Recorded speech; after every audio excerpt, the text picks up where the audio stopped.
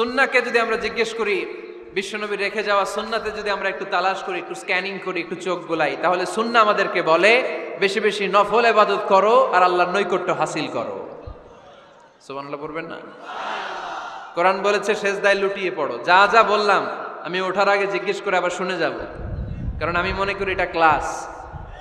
এটা কি ক্লাসে পড়া দেওয়া নেওয়া আছে না নাই? এতক্ষণ পড়ানোর পরে জিজ্ঞেস করার দরকার আছে না নাই? কোরআন বলছে কি আর সুন্নাহ কি বলে? নফল ইবাদত। আওয়াজ করে বলতে হবে, সুন্নাহ কি বলে? বুখারীর বর্ণনা, আল্লাহর হাবিব সাল্লাল্লাহু আলাইহি ওয়াসাল্লাম বলেন, মা ইয়াজালু আবদি ইয়াতাকাররাবু ইলাইয়া বিন নওয়াফিল।